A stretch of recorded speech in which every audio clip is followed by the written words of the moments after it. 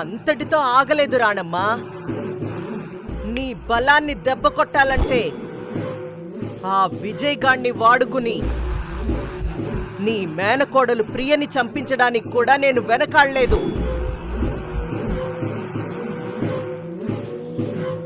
ధర్మతేజ, ఆ Dharmateja memory loss ని అడ్డం పెట్టుకుని అతన్ని నేను పరిచయం చేసుకున్నాను. హాయ్ తేజ గారు, గుడ్ మార్నింగ్.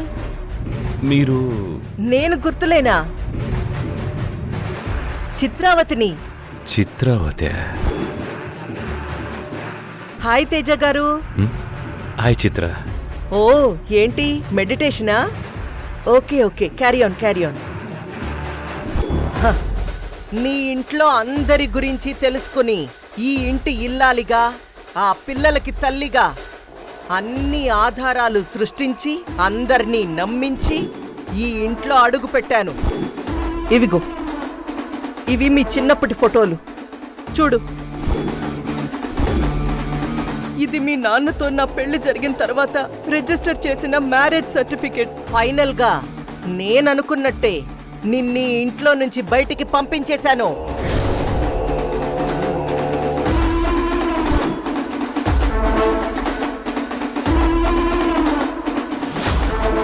నీ కంటికి కనిపించని, నీ ఊహకు కూడా అందని ఓ భయంకరమైన యుద్ధం నువ్వు నాతో చేస్తున్నావు రాణమ్మా.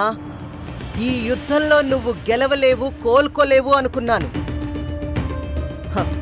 కానీ ఇప్పటికీ అర్థమైంది, నేనే ఎక్కడా గెలవడం లేదని. ప్రతి చోట, ప్రతి మలుపులో నువ్వే గెలుస్తున్నావు రాణమ్మా.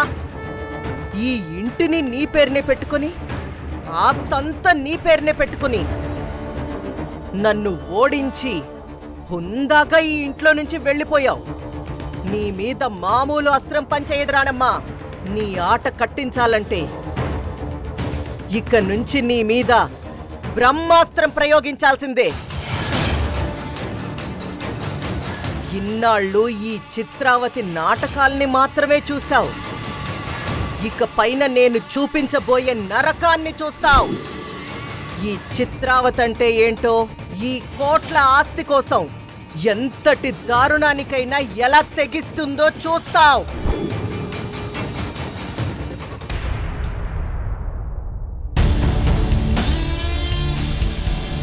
సార్, మీరు చెప్పినట్టే ఆ ఏరియా సీసీటీవీ ఫుటేజ్ ఆధారంగా అనుమానాస్పదంగా ఉన్న కొన్ని ఫొటోస్ని సపరేట్ చేశాం. ఒకసారి చెక్ చేయండి. సార్, ఆ రోజు ఇన్సిడెంట్ జరిగిన టైంని బేస్ చేసుకొని చూస్తే 2 సస్పెక్ట్స్ తేలారు. మన ఇన్వెస్టిగేషన్లో మొదటి ఫోటోలో ఉన్న అమ్మాయి తన బాయ్ ఫ్రెండ్తో కలిసి సినిమాకి వెళ్ళింది. వారికి కేసులో ఎటువంటి సంబంధం లేదు. ఇక రెండో ఫోటో చూడండి సార్. ఆ అమ్మాయి ఫేస్ రివీల్ అవ్వలేదు, కానీ అనుకోకుండా ఆ అమ్మాయి చెప్పు ఊడిపోవడం వల్ల ఆకి మళ్ళీ చెప్పు వేసుకునే క్రమంలో ఆ సీసీ కెమెరా ఉన్న యాంగిల్కి సరిగ్గా తన కాలు మీద ఉన్న ఈ విచిత్రమైన టాటూ క్లియర్గా దొరికిపోయింది.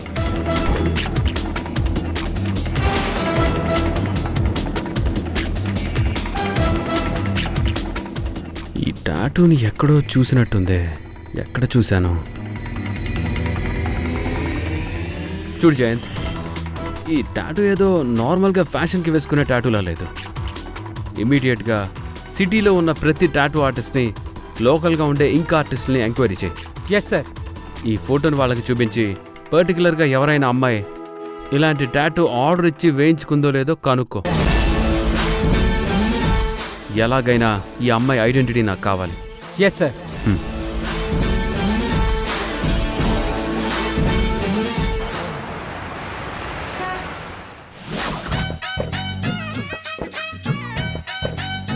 అందరిలాంటి నార్మల్ కోర్సులు వదిలేసి ఈ క్రిమినల్ సైకాలజీని ఎంచుకోవడం ఏంటి? నేను పోనీ థియరీ చదువుదామా అంటే ఆ ప్రొఫెసర్ ఏమో ఖచ్చితంగా ఒక రియల్ క్రిమినల్ ని కలిసి live case study report submit చేయమంటాడు.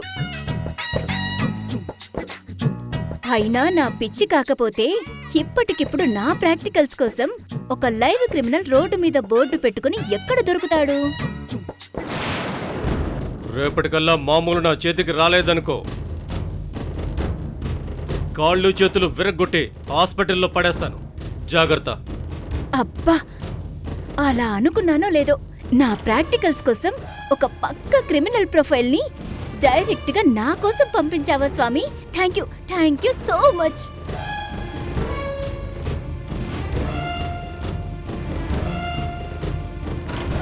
భయ్యా నమస్తే. నమస్తే. ఎవరు నువ్వు?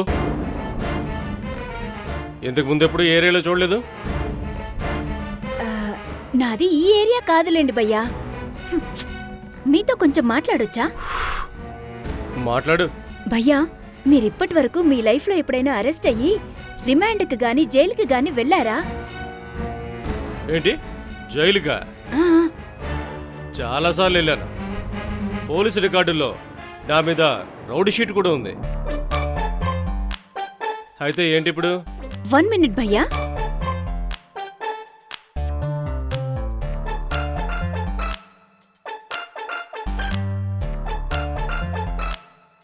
చెప్పండి భయ్యా, అసలు మీరు ఎలాంటి నేరాలు చేసేవాళ్ళు?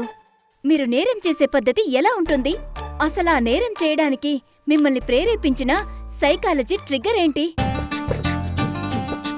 అన్నింటికంటే ముఖ్యంగా ఆ నేరం చేసేటప్పుడు అసలు మీ మెదడులో, మీ మనసులో ఎలాంటి భావోద్వేగాలు రన్ అవుతుంటాయి? కొంచెం వివరంగా చెప్పండి భయ్యా.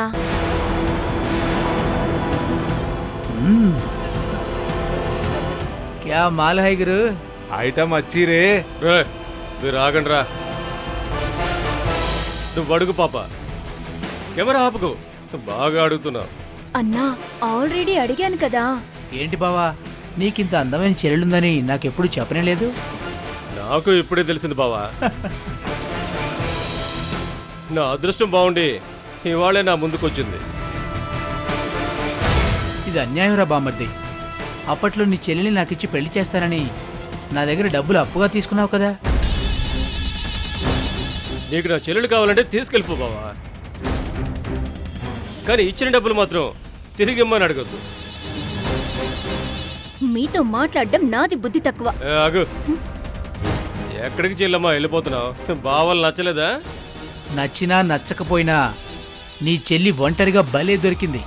వదిలే ప్రసక్తే లేదు.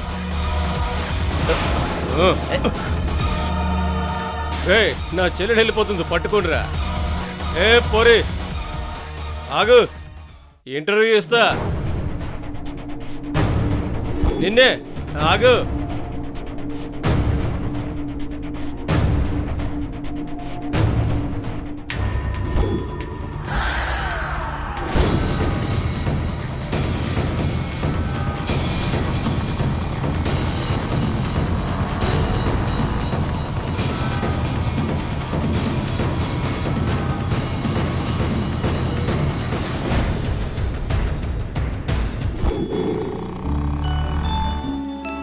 బాబాయ్, ఇదేనా మీ ఇల్లు? అవునమ్మా.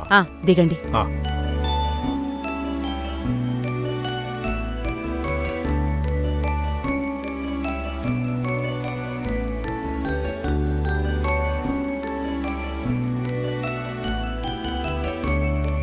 తీసుకోండి. చాలా థ్యాంక్స్ అమ్మా.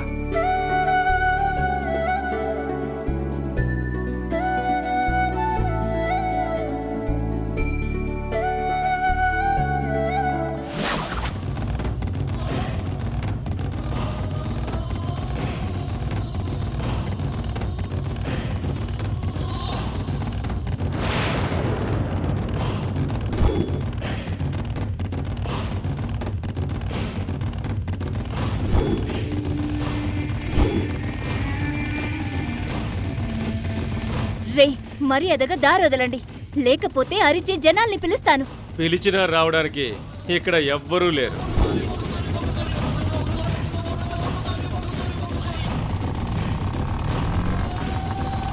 మాతో వస్తే కాసేపు ఎంజాయ్ చేసి వెళ్ళొచ్చు. మోటలు జాగ్రత్తగా రాని. అసలు నేనెవరో నా బ్యాక్గ్రౌండ్ ఏంటో మీకు తెలుసా? నువ్వు అమ్మాయివి, మేము అబ్బాయిలం. ఇక నీ బ్యాక్గ్రౌండ్తో మాకు పనేంటి చెప్పు.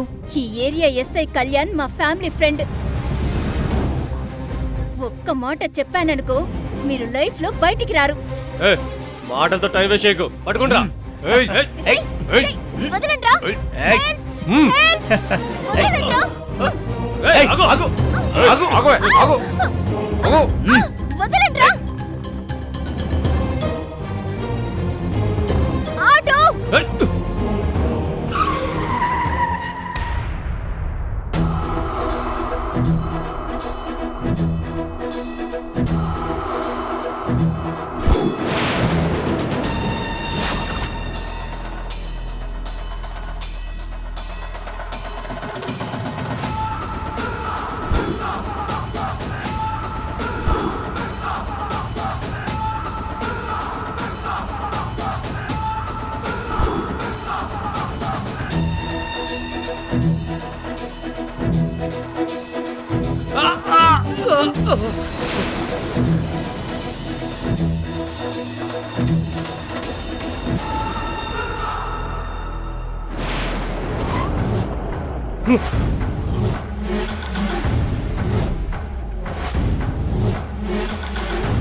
చూడండి అక్క, ఇది మీకు సంబంధం లేని విషయం. అనవసరంగా మా మధ్యలోకి రాకండి. తను నా చెల్లెలు. ఇది మా పర్సనల్ మ్యాటర్. మర్యాదగా తనను వదిలేసి నీ ఆటో తీసుకుని ఇక్కడి నుంచి వెళ్ళిపో.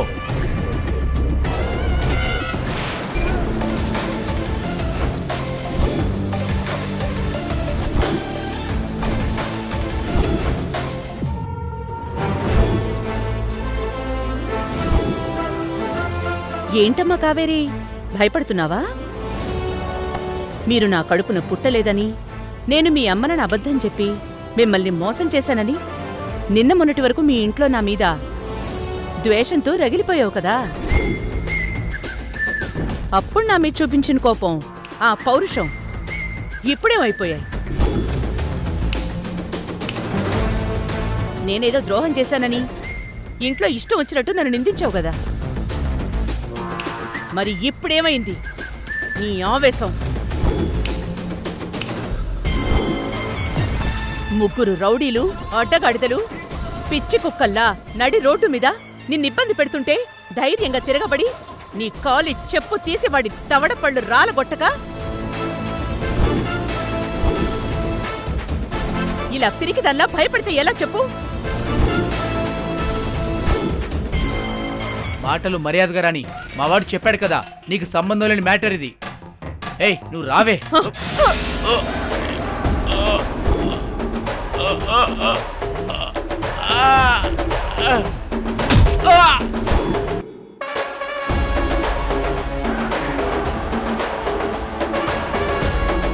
ఇలా భయపడితే ఎలా చెప్పు? రాణి పెంచిన కావేరి వేరు, ఇప్పుడు నా కళ్ళ ముందు నిలబడి భయపడుతున్న ఈ కావేరి వేరు.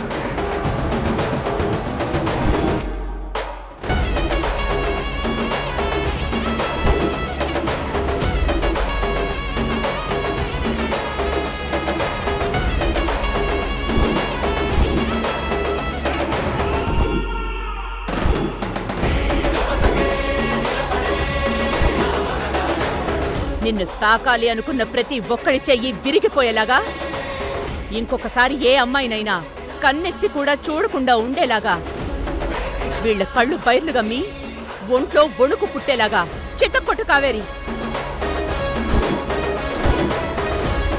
ఈ సమాజంలో తిరిగే వీళ్లలాంటి దుర్మార్గులు ఎవరైనా సరే ఒక ఆడపిల్లని ముట్టుకోవాలని చూస్తే వాళ్ళకి మొదట గుర్తుకొచ్చేది నీ చేతిలో ఉన్న ఈ రాడే అవ్వాలి. కొట్టు కావేరి. నువ్వు కొట్టమనగానే కొడుతుందా? కొట్టు కావేరి.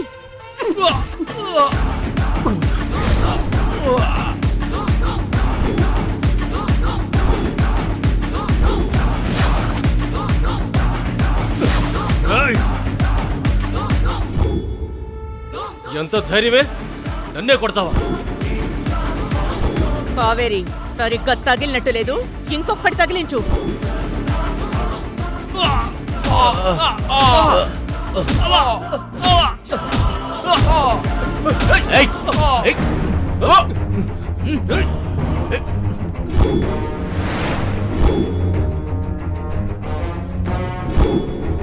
అమ్మా! ఏయ్!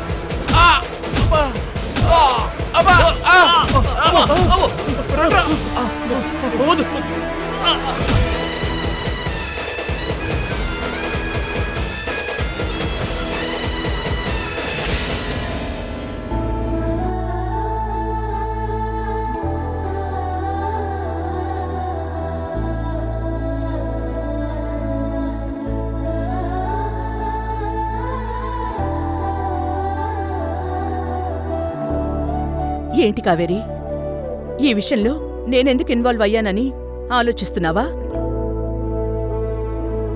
నేను నేరస్తురాల్ని అయి ఉండొచ్చు,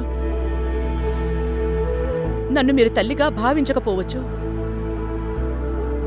కానీ ఇన్నేళ్లుగా మిమ్మల్ని నా గుండెల్లో దాచుకుని చూసుకున్నాన్రా. నా కడుపున పుట్టకపోయినా మీరు నా బిడ్డలే కావేరి, నా బిడ్డలే. హ, నా బిడ్డలు ఈ భూమి మీద నాకెంత దూరంగా ఉన్నా సరే నేను వాళ్ల మీద ఈగ కూడా వాలనివ్వను. ఎవడైనా సరే నా బిడ్డలకి ద్రోహం చెయ్యాలని చూస్తే వాళ్ళని ప్రాణాలతో విడిచిపెట్టే ప్రసక్తే లేదు. వెళ్ళు, ధైర్యంగా ఇంటికి వెళ్ళు.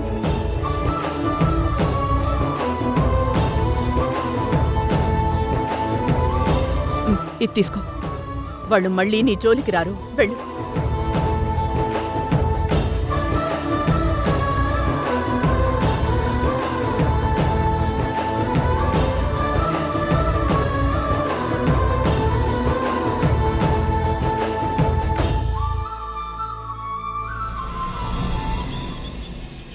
ఆ పావు టాటోని నా క్లోజ్ సర్కిల్లోనే ఎక్కడో చూశాను జయంత్.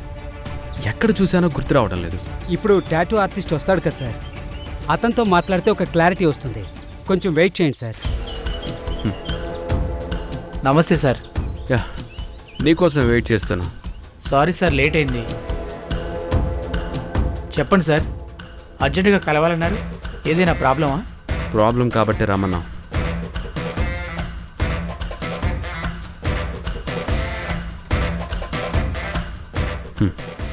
బాగా క్లోజ్గా చూడు.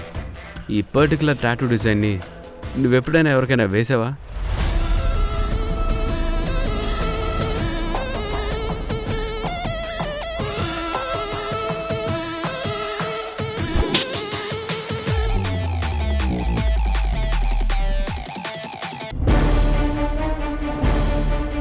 జనరల్గా ఇలాంటి స్నేక్ టాటూలు చాలామంది వేయించుకుంటూ ఉంటారు. మా దగ్గరకు వచ్చే కాలేజ్ స్టూడెంట్స్ కూడా చాలామందికి ఇలాంటి పాము గుర్తు వేసే ఉంటాం. కానీ ఇది చూడ్డానికి కొంచెం స్పెషల్గాను చాలా డిఫరెంట్గాను ఉంది. నేను మాత్రం ఇలాంటి టాటూని నా లైఫ్లో నేను ఇప్పటివరకు ఎవరికి వేయలేదు సార్. నీ స్టూడియోలో కాకుండా ఇంకేదైనా స్టూడియోలో ఇలాంటి టాటూ ఉండే ఛాన్స్ ఉందా? నాకు తెలిసి ఖచ్చితంగా ఇది స్టూడియోలో వేసిన టాటూ కాదు. ఎందుకు సార్ దీని గురించి ఇంత సీరియస్గా అడుగుతున్నారు? ఎందుకంటే బ్రదర్, ఇదొక నార్మల్ ఫ్యాషన్ టాటూ కాదు. ఒక పక్కా క్రిమినల్ మైండ్తో ప్లాన్ చేసి వేయించుకున్న టాటూ. ఎస్, ఈ స్నేక్ టాటూ వేయించుకున్న ఒక అమ్మాయి ఒక వ్యక్తిని దారుణంగా హత్య చేసింది. మళ్ళీ అదే అమ్మాయి ఆ కేసు విషయంలో మాకు హెల్ప్ చేయాలనుకున్న ఒక అమాయకుడి కళ్ళు పోవడానికి కారణమైంది. వామ్మో, ఇప్పుడు ఈ కేసు గురించి నేను మీతో మాట్లాడాను కదా, నా కళ్ళు కూడా పోతాయా సార్? నీకేమీ కాదు, నాది భరోసా. ఈ స్నేక్ టాటూ గురించి నీకే ఇన్ఫర్మేషన్ తెలిసినా నాకు ఇమీడియట్గా ఫోన్ చేసి చెప్పు. నాకెందుకో భయంగా ఉంది సార్. నీకేమీ కాదు, నేనున్నాను. ఆ.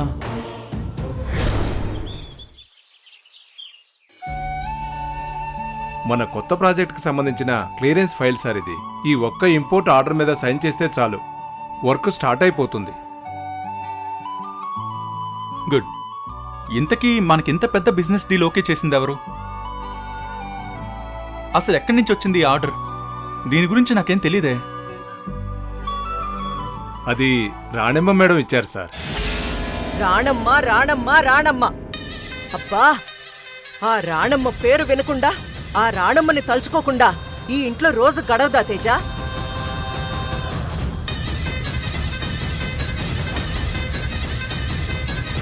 పొద్దున్న లేచింది మొదలు ఇంట్లోనే అనుకున్నా, ఆఖరికి ఆఫీసులో కూడా ఆ రాణమ్మ జపమేనా? రాణమ్మ నీడ పడకపోతే మన బిజినెస్ ఇంకా సాగదా? మన బ్రతుకులు నడవ్వా తేజ? ఇన్నాళ్ళు మన ఆఫీసు వ్యవహారాలన్నీ కూడా రాణమ్మే చూసుకుంటుంది చిత్ర. అయితే మాత్రం ఆవిడిచ్చే ఆర్డర్స్ మీద, ఆవిడ పెట్టే రూల్స్ మీద మన బిజినెస్ నడిచేలా తను శాసిస్తుంటే నువ్వేం చేస్తున్నావు కృష్ణ?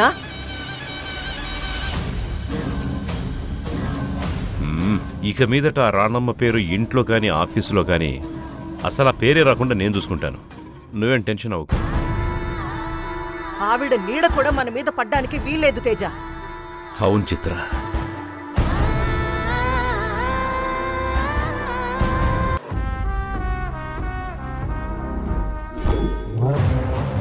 మందు బాట్ల నీకు అలవాటుంది కదా కృష్ణ. నీకు డ్రింక్ చేయాలనిపిస్తే హ్యాపీగా డ్రింక్ చెయ్యి. సరేమ్మా.